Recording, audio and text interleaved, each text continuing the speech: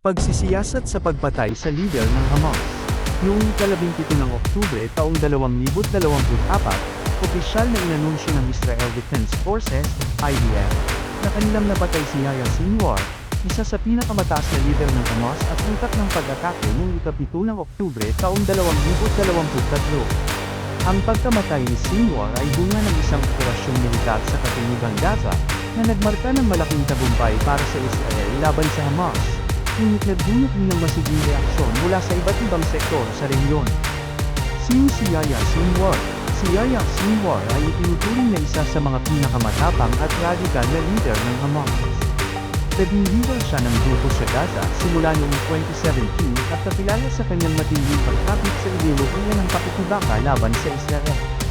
Kabilang sa mga naiugnay sa kanya ang mga estratehiyang militar ng Hamas, kabilang ang mga pag-atake gamit ang tunnel networks at hostage taking. Si Sinwar ay itinuturing din na utak ng magiging pag-atake noong ika-7 ng Oktubre taong 2023, kung saan hindi kumulang 1,200 katao ang namatay at daan-daang hostage ang binuhuli.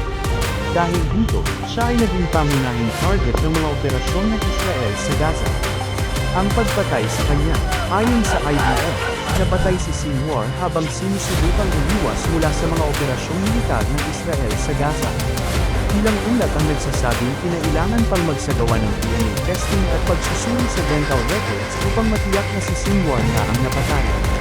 Bukod dito, sinasabing ginamit ni Sinwar ang ilang hostages bilang kalasang, ngunit sila ay pinaslang ng Hamas bago pa sila ma-rescue ng mga sundalo ng IDF. Sa operasyon, 2 pang matataas na opisyal ng Hamas ang napatay. Kabilang ang isang leader mula sa Khan Yunis Division.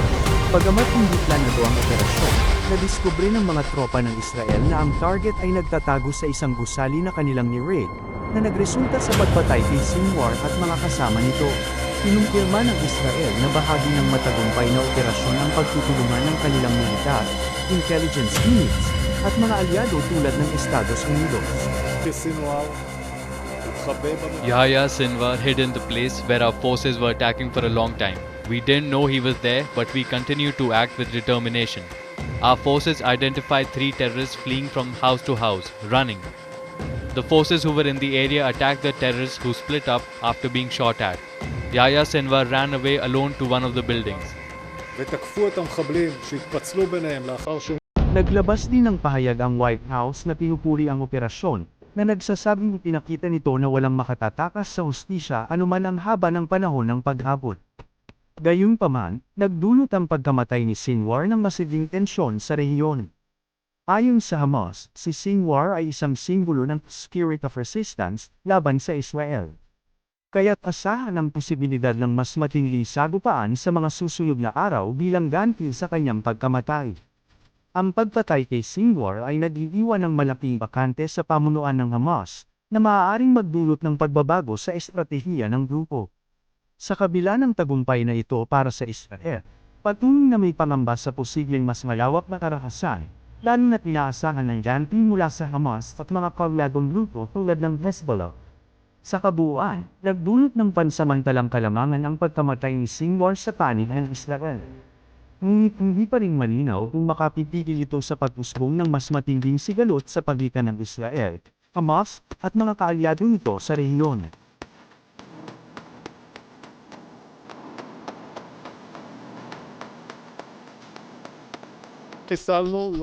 With the terrorists whom we eliminated, there were no hostages. The forces are now scanning the area with caution to keep the safety of our forces. Yahya Sinwar is dead. He was killed in Rafah by the brave soldiers of the Israel Defense Forces. While this is not the end of the war in Gaza, it's the beginning of the end. To the people of Gaza, I have a simple message. This war can end tomorrow. It can end if Hamas lays down its arms and returns our hostages. Hamas is holding 101 hostages in Gaza, who are citizens of 23 countries, citizens of Israel, but citizens of many other countries. Israel is committed to doing everything in our power to bring all of them home. And Israel will guarantee the safety of all those who return our hostages.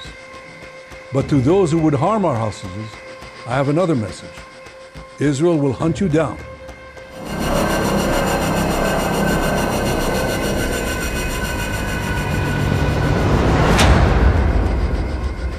Meron kasabihan na one man's terrorist is another man's freedom fighter. Ano man po pagkakaintindi natin dito, ang katotohanan ay ang karahasan po ay bunga ng hindi pagkakaintindihan at kawalan ng pagpapatawad at pagmamahal sa kapwa. Itigil na po ang gulo. Mag-usap at magpatawad sa isa't isa.